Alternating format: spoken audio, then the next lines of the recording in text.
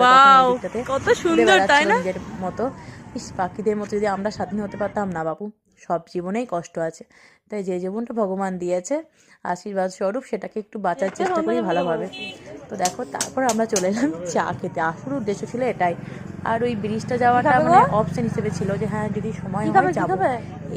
দীপক কি বলছে শোনো, তন্দুরি চাটা আমি বছর 5 আগে খেয়েছিলাম, আমার জামাইবাবু আমাকে খাইয়েছিল, তো বেস্ট। আমি যখনই আসি 1 কাপের মানে হয় না, আমার 2 কাপ 3 কাপ হয়ে যায়। তো সেদিন অতটা ভালো ছিল না, কারণ যিনি দিচ্ছেন তার বাবা ওখানে মানে চা, ওনার হাতে চা খেয়েছি। তো দাদার হাতে প্রথম খেলাম, তাই কিন্তু অতটা ভালো লাগেনি, বাট ওনার বাবা দারুণ চাটা করে কাকুটা। তো যাই হোক তবু 2 কাপ খেয়েছি, 1 কাপে পোষায়নি। দুধ মানে খেতে কেমন ভালো ভালো দারুণ ভালো।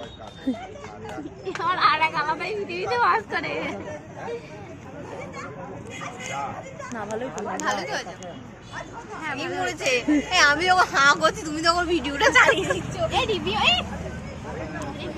তো আমরা একটু চা খেয়ে নিচ্ছিলাম, এদিকে দিব্যকেও একটা বিস্কুট দেওয়া হয়ে গেছে, বাট আসার সময় না ওকে এমনি নিতেই ভুলে যাচ্ছিলাম আর কি, গাড়ি ঘুরিয়ে ফেলছিলাম।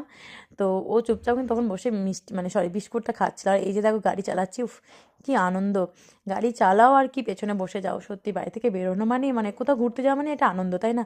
আর এই যে এই মন্দিরটাকে কে কে চেনো অবশ্যই কমেন্টে বলো।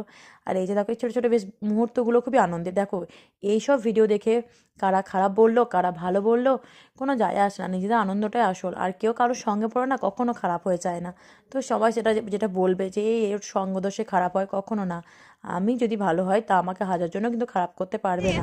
আর আমার যদি নেওয়ার ইচ্ছে থাকে অন্যজনের কথা, তো আমি অবশ্যই তাদের কথা নিয়ে আমার অন্যজনকে আমি খারাপ ভাবতে বাধ্য হব। তো ছাড়ো এইসব কথা, কারণ এইসব দুঃখ সবার জীবনেই লেগে আছে। সুখের থেকে মনে হয় দুঃখটাই সবার জীবনে বেশি, কিন্তু সুখটা খুবই অল্প। আর এই যে আমরা দেখো আমরা অপেক্ষা করতে বাড়ি চলে এলাম। তো এদিকে যে আওয়াজটা আমরা বলে দিচ্ছি বা করে শিয়ালটা ঢুকতো, সত্যি এটা একটা আলাদা আনন্দের। যাই হোক ভিডিওটা কেমন লাগলো অবশ্যই জানিও।